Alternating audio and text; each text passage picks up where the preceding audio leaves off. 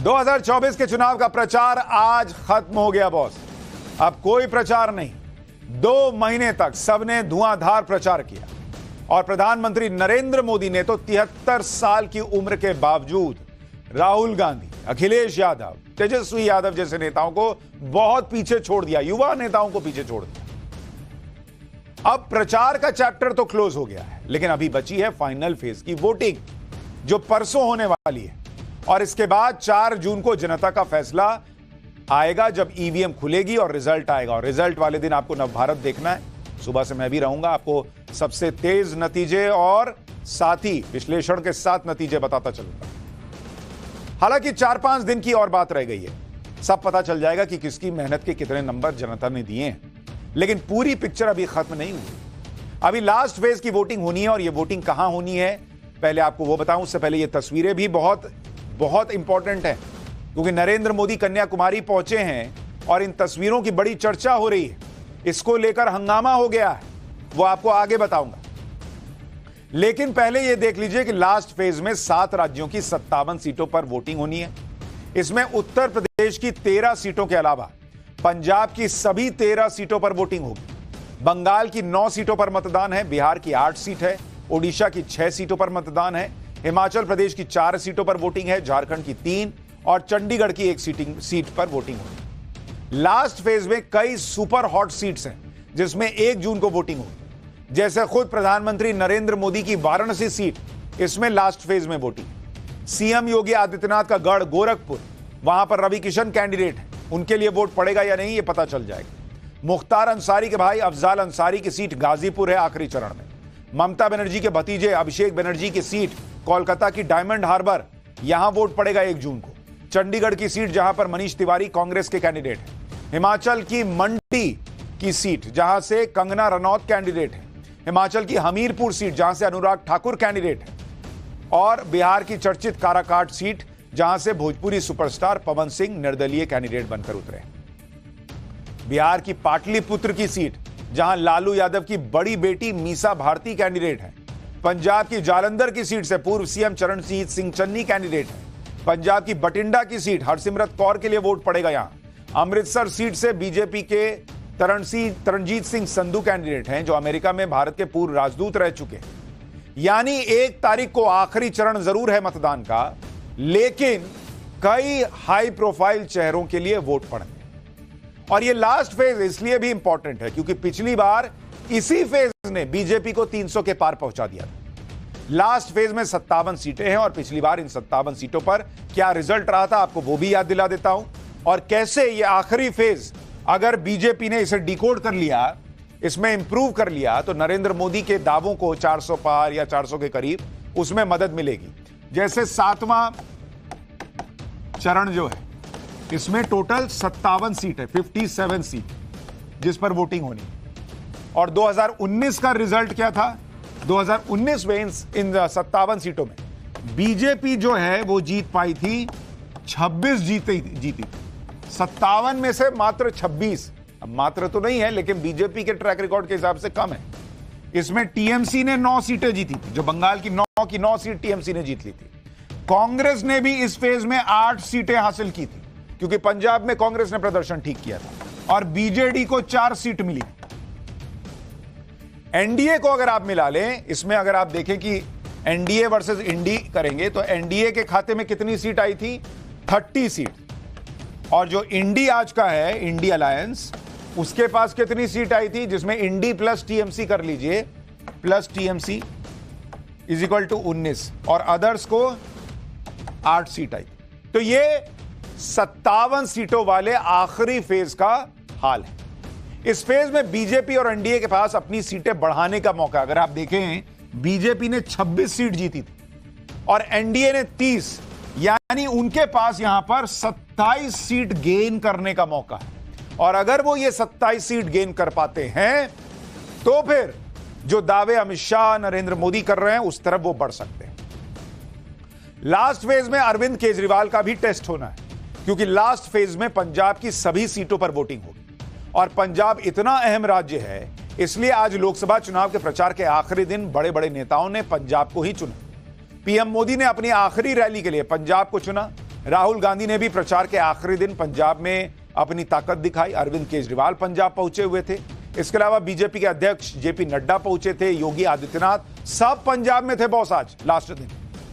यानी सारी पार्टियों के फोकस में इस वक्त पंजाब है, और पंजाब को लेकर इसलिए बहुत बज़ है क्योंकि इस बार पंजाब में मुकाबला बड़ा दिलचस्प है। दरअसल पंजाब में आम आदमी पार्टी की सरकार बनने के बाद यह पहली बार लोकसभा चुनाव हो रहा है।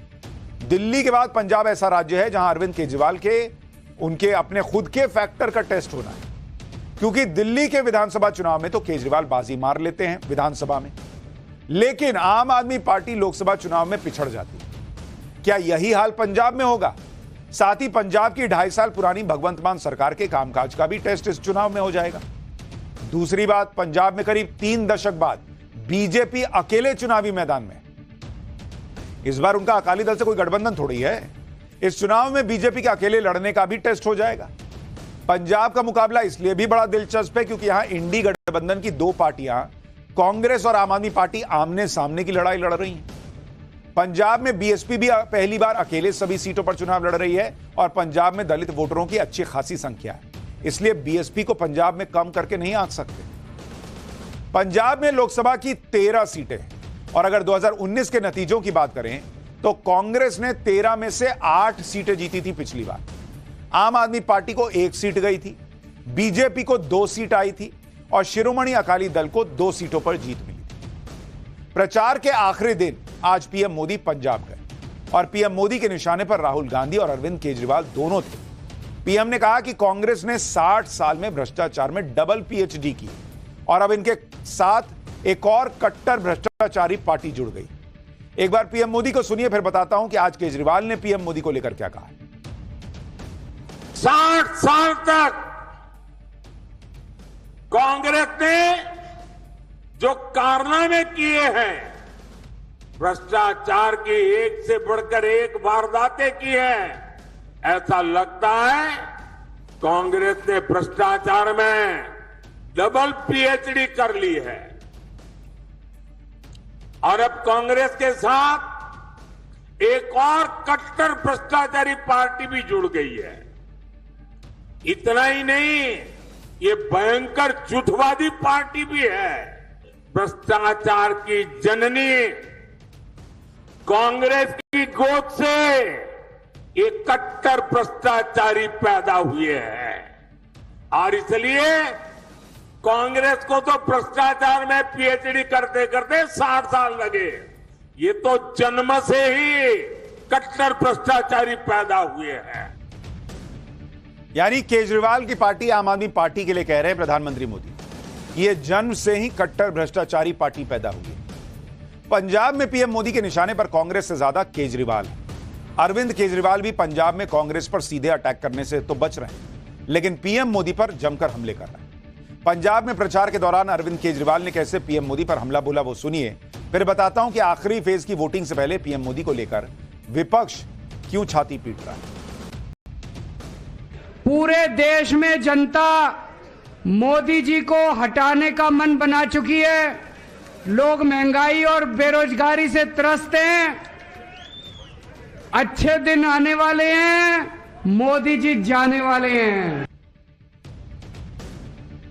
खैर, ये अपने अपने दावे लोग कर रहे हैं, और ये बयानबाजी तो अब खत्म हो गई क्योंकि प्रचार ही खत्म हो गया। लेकिन इंडी गठबंधन का रोना बंद नहीं हुआ। रोना धोना अब नया रोना धोना शुरू किया इन लोगों। प्रधानमंत्री नरेंद्र मोदी के कन्याकुमारी जाने पर, वहां मेडिटेशन करने पर भी ये लोग छाती पीट रहे हैं। विपक्ष वाले कह रहे हैं कि लास्ट फेज की वोटिंग से पहले नरेंद्र मोदी मेडिटेशन करने पहुंच गए, और वोटिंग वाले दिन पीएम मोदी की यही तस्वीरें चलेंगी टीवी पर। लेकिन सवाल तो यह है कि जब इंडी गठबंधन खुद ही मान रहा है कि नरेंद्र मोदी हार चुके हैं, अभी बोले ना केजरीवाल की मोदी जी चले गए, ये लोग खुद ही कह रहे हैं कि 6 फेज में मोदी जी निपट गए, तो भाई लास्ट फेज में मोदी जी कन्याकुमारी में मेडिटेशन करें, होनोलुलु में करें, उससे क्या फर्क पड़ना। आप तो कह रहे हो वो हार चुके हैं, और ऊपर से मेडिटेशन कर रहे हैं। नरेंद्र मोदी को मेडिटेशन करते हुए देखकर लोग बीजेपी को वोट करने लग जाते हैं। तो भाई राहुल गांधी भी मेडिटेशन करें, कांग्रेस को वोट पड़वाएं। अरविंद केजरीवाल मेडिटेशन करें, आम आदमी पार्टी को वोट पड़वाएं। ममता बनर्जी मेडिटेशन करें, टीएमसी को वोट पड़वाएं। अगर मेडिटेशन करते देखकर लोग वोट करते हैं तो आप भी करिए, किसी ने रोका है? मतलब कुछ भी हिसाब है। एक तरफ कह दीजिए कि मोदी हार रहे हैं, दूसरी तरफ कहिए कि मोदी ध्यान लगाकर वोट ले लेंगे। अरे वोट ले लेंगे तो हार ही गए तो क्या कर लेंगे। देखिए असल में इंडी गठबंधन के कमजोर कॉन्फिडेंस को यह दिखाता है, क्योंकि नरेंद्र मोदी तो कॉन्फिडेंस दिखा रहे हैं और इसी वजह से वो रिलैक्स हो रहे हैं, चले गए वो मेडिटेशन करने। इसी वजह से चुनाव प्रचार खत्म होने के बाद नरेंद्र मोदी ध्यान लगाने कन्याकुमारी गए। 2 दिन तक वो चुनाव की सारी चकल्लत से दूर रहेंगे। पीएम मोदी 1 जून की शाम तक कन्याकुमारी के विवेकानंद रॉक मेमोरियल में रुकेंगे और यहां मेडिटेशन करेंगे। अब सवाल यह है कि अगर नरेंद्र मोदी कन्याकुमारी एक छोर है देश का, एक छोर पर बैठकर मेडिटेशन करेंगे और मेडिटेशन करते उनको देखकर पब्लिक टीवी पर वोट दे देगी बीजेपी को, तो जब वो अभी 2 महीने प्रचार किए हैं तो सोचिए कितना वोट पड़ा होगा इन लोगों के लॉजिक के हिसाब से। आज विवेकानंद रॉक मेमोरियल जाने से पहले पीएम मोदी ने कन्याकुमारी के भगवती अम्मा मंदिर में दर्शन किए। पीएम मोदी ने धोती और अंगवस्त्र पहनकर पूरी श्रद्धा के साथ मंदिर में पूजा पाठ किया, आरती की, मंदिर में परिक्रमा भी। जिस रॉक मेमोरियल पर पीएम मोदी ध्यान लगाने के लिए पहुंचे हैं वो बहुत ऐतिहासिक है। दरअसल यहीं पर स्वामी विवेकानंद ने दिसंबर 1892 में ध्यान लगाया। स्वामी विवेकानंद ने 3 दिन और 3 रात तक यहां ध्यान लगाया था। विवेकानंद जी ने जिस चट्टान पर ध्यान लगाया था उसी पर रॉक मेमोरियल बना हुआ है। इस चट्टान को पवित्र माना जाता है क्योंकि इसका संबंध भगवान शिव और माता पार्वती से भी। माना जाता है कि इसी चट्टान पर माता पार्वती ने तपस्या की थी। विवेकानंद मेमोरियल में 2 मुख्य भवन हैं, विवेकानंद मंडपम और श्रीपद मंडपम। विवेकानंद मंडपम के अंदर ही ध्यान मंडपम है जहां 6 कमरे मौजूद हैं। इसी ध्यान मंडपम में पीएम मोदी आज रात से ध्यान मग्न हो जाएंगे, लेकिन इस पे भी हंगामा है विपक्ष का। रॉक मेमोरियल वही जगह है जहां पर स्वामी विवेकानंद जी ने विकसित भारत का सपना देखा। अब पीएम मोदी भी यहीं ध्यान लगाने पहुंचे हैं, तो माना जा रहा है कि पीएम मोदी अपने विकसित भारत के सपने को साकार करने का संकल्प दोहराने वहां गए। समंदर के बीच एक बड़ी सी शिला पर बना यह विवेकानंद रॉक मेमोरियल बहुत खूबसूरत टूरिस्ट स्पॉट भी है। आपको वहां से एक रिपोर्ट दिखाता हूं, फिर आगे की बात बताता हूं। तस्वीरें आप देख सकते हैं कन्याकुमारी का ये खूबसूरत बीच, और यहाँ पर 133 फीट की प्रसिद्ध तमिल कवि तिरुवल्लुवर की ये प्रतिमा यहाँ पर आप देख सकते हैं, विशाल प्रतिमा। और यहाँ पर ये विवेकानंदा रॉक मेमोरियल है जो कि वैसे तो काफी टूरिस्ट प्लेस है, यहाँ पर कई लोग पहुंचते हैं, लेकिन इसके अपने आप में भी कई मायने हैं क्योंकि विवेकानंद ने भी यहीं से अपने मेडिटेशन की जो यात्रा है वो की थी, और यही कारण है कि ये उनके ही मेमोरियल में बनाया गया बहुत ही प्रसिद्ध स्मारक है कन्याकुमारी का, और प्रधानमंत्री मोदी इस स्मारक पर पहुंचे हुए हैं। लेकिन विवेकानंद रॉक मेमोरियल में नरेंद्र मोदी ध्यान लगाने क्या गए, इंडी गठबंधन हैरान परेशान हो गया। इंडी गठबंधन के होश तो ऐसे उड़ रहे हैं कि जिस दिन वोटिंग होगी उस दिन नरेंद्र मोदी ध्यान लगाकर कन्याकुमारी में बैठे दिखेंगे और यहां मोदी को वोट पड़ जाएगा। इसलिए विपक्ष ने अब इसके खिलाफ चुनाव आयोग तक में शिकायत की बात कह दी। ममता बनर्जी ने कहा कि ध्यान को टेलीविजन पर दिखाया तो इलेक्शन कमीशन से शिकायत कर दूंगी। कांग्रेस नेताओं के दल ने चुनाव आयोग से मिलकर इसकी शिकायत की है। आरोप लगाया कि चुनाव को प्रभावित करने के लिए किया जा रहा है। राज्यसभा सांसद कपिल सिब्बल ने कहा कि पीएम मोदी प्रायश्चित करने जा रहे हैं तो अच्छा है। आरजेडी नेता मनोज झा ने कहा कि पीएम मोदी को इसकी जरूरत है तो करें, लेकिन कैमरा लेकर ना जाएं। एक बार सुनिए पीएम मोदी के ध्यान लगाने पर विपक्ष के नेता कैसी कैसी बातें कर रहे हैं। किसी परोक्ष रूप से साइलेंस पीरियड में जो चुप्पी रहने का समय होता है 48 घंटे चुनाव के पहले, उसमें कोई भी नहीं, चाहे कितना बड़ा लीडर हो, वो किसी रूप से, सीधे रूप से या परोक्ष रूप से कैंपेनिंग नहीं कर सकता। हमें कोई आपत्ति नहीं है, कोई व्यक्ति, कोई लीडर कुछ भी करे, मौन व्रत रखे या कैंपेन करे, लेकिन वो साइलेंस पीरियड में इनडायरेक्ट कैंपेनिंग नहीं होनी चाहिए। ये सीधा आदर्श संहिता का उल्लंघन है। एक आदमी मौन अवस्था में बैठा रहेगा और ये तस्वीरें अगर टीवी में आ जाएंगी, ये कैसे इनडायरेक्ट प्रचार है भाई। राहुल गांधी भी राम मंदिर में जाएं, बैठ जाए वहां, लगाएं ध्यान, उसकी भी तस्वीरें आ जाएंगी। ध्यान लगाने से वोट पड़ता है तो पड़ जाएगा। देखिए ये सब करते रहेंगे, लेकिन नरेंद्र मोदी कोई पहली बार इस तरह से नहीं कर रहा है। जब भी चुनाव प्रचार खत्म होता है वो इसी तरह से किसी एकांत वाली जगह पर ध्यान लगाने चले जाते हैं जहां से उन्हें प्रेरणा मिलती। इससे पहले 2014 और साल 2019 के लोकसभा चुनाव के दौरान भी पीएम ने ऐसे ही किया था भाई। 2014 का लोकसभा चुनाव खत्म होने के बाद पीएम मोदी महाराष्ट्र के प्रतापगढ़ गए थे, जहां शिवाजी महाराज और अफजल खान की लड़ाई हुई थी। और शिवाजी महाराज ने बाघ नख से अफजल खान को मार दिया। इसी तरह से 2019 के लोकसभा चुनाव के खत्म होने से ठीक पहले पीएम मोदी केदारनाथ धाम चले गए थे और वहां एक गुफा में ध्यान लगाया था। अब किसी को ध्यान लगाने या साधना करने से तो नहीं रोक सकते ना। और इतना लंबा कैंपेन करने के बाद अगर कोई नेता कहीं एकांत में रहना चाहता है तो इसमें किसी को क्या तकलीफ है। लेकिन विपक्ष को तकलीफ हो रही। कह रहे हैं कि नरेंद्र मोदी जब प्रचार कर रहे थे घूम घूम के तब बीजेपी को सीटें नहीं आई। नरेंद्र मोदी ध्यान लगाएंगे तो बीजेपी को वोट पड़ जाएगा। गजब है बॉस। विपक्ष अगर नरेंद्र मोदी जैसा कुछ करना चाहता है तो उन्हें कौन रोक रहा है। वो भी अपने हिसाब से प्लानिंग कर लेते हैं। लेकिन चाहे प्लानिंग हो या फिर आखिरी वक्त तक मेहनत करने की बात नरेंद्र मोदी के दूर दूर तक विपक्ष सोच भी नहीं पाता। क्योंकि आप देखिए इतना लंबा चुनाव चला, 2 महीने से ज्यादा चला। कैंपेन नेताओं के लिए इस भीषण गर्मी में थका देने वाला रहा। फिर भी प्रधानमंत्री नरेंद्र मोदी ने इतनी उम्र के बावजूद कैसे सबको पीछे छोड़ दिया। अब ये देखिए, नरेंद्र मोदी की इस मेहनत को मानना होगा क्योंकि इस चुनाव के कैंपेन में उन्होंने अपना खुद का रिकॉर्ड तोड़ दिया। कोई दूसरा नेता क्या ही तोड़ेगा।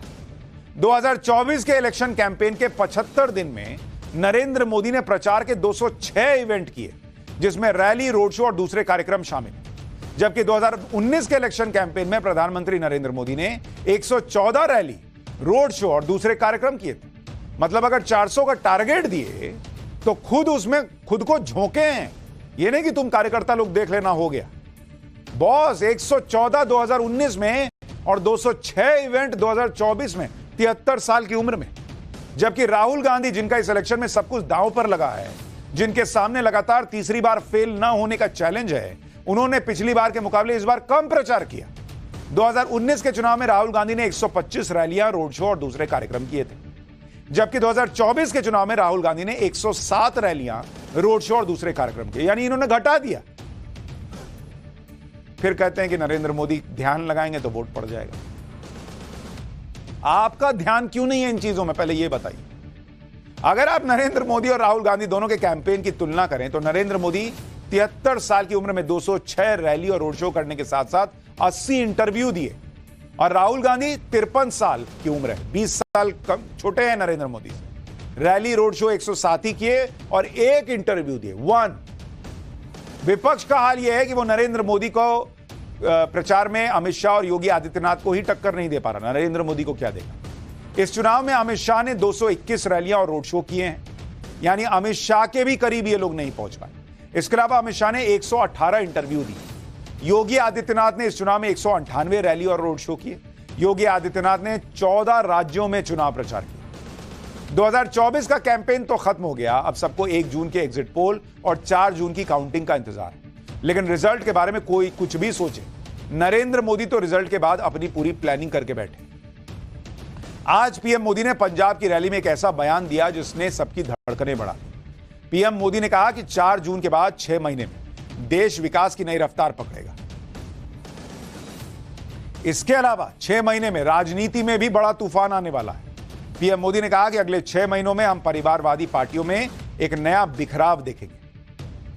सुनिए कैसे पीएम ने 4 जून के बाद के 6 महीने के लिए क्या कह दिया है और उसको लेके कई लोग सोच रहे हैं कि क्या ही होने वाला है। 4 जून के बाद जो 6 महीने हैं उसमें देश विकास की एक नई रफ्तार पकड़ेगा। लेकिन इसके अलावा 6 महीने राजनीति में भी नया तूफान लाने वाले हैं। देश में जितनी भी परिवारवादी पार्टियां हैं उनके कार्यकर्ताओं में निराशा चरम पर है। बार बार फेल होने वाले परिवारवादी नेताओं से उनके ही लोग सवाल पूछ रहे हैं। इसलिए अगले 6 महीने में हम परिवारवादी पार्टियों में एक नया बिखराव देंगे, देखेंगे। बिखर जाएगी। साथियों, देश को तोड़ने का सपना देख रही पार्टियों को उनके कार्यकर्ता ही तोड़ देंगे। साथियों, उड़ीसा की राजनीति में भी नया भूचाल देखने को मिलने वाला है। यानी पीएम मोदी ने यह तो नहीं बताया कि राजनीति में कौन सा तूफान आने वाला है, लेकिन उन्होंने यह संकेत जरूर दे दिए कि अगले 6 महीने में परिवारवादी पार्टियां बिखर जाएंगी और उनके कार्यकर्ता ही इन पार्टियों को तोड़ देंगे। अगर पीएम मोदी के इन संकेतों को डिकोड करें तो हाल ही में शिवसेना ही परिवारवादी वाली पार्टी है जिसे उसके नेताओं ने तोड़ दिया और शिवसेना में ठाकरे परिवार के एक छत्र राज को खत्म कर दिया। क्या शिवसेना वाला हाल ही दूसरी परिवारवादी पार्टियों का भी होने वाला है? अगर ऐसा हुआ तो क्या होगा? चुनाव में मिली हार के बाद गांधी परिवार के इर्द गिर्द फंसी कांग्रेस पार्टी बिखर सकती है। क्या आरजेडी में लालू परिवार के खिलाफ बगावत हो जाएगी? क्या यूपी में एक और करारी हार के बाद अखिलेश यादव की समाजवादी पार्टी बिखर जाएगी? क्या घोटाले के आरोपों में फंसी आम आदमी पार्टी टूट जाएगी? क्या नवीन पटनायक को अपनी ही पार्टी में बगावत झेलनी पड़ेगी? 4 जून के बाद और क्या क्या होने वाला है, पीएम मोदी ने यह भी बताया। पंजाब की रैली में पीएम मोदी ने कहा कि 4 जून को सरकार बनते ही उनका 125 दिन का प्लान तैयार है। सुनिए पीएम को, फिर आपको बताता हूं कि पंजाब में पीएम मोदी ने राहुल गांधी और केजरीवाल को कैसे एक साथ लपेटा।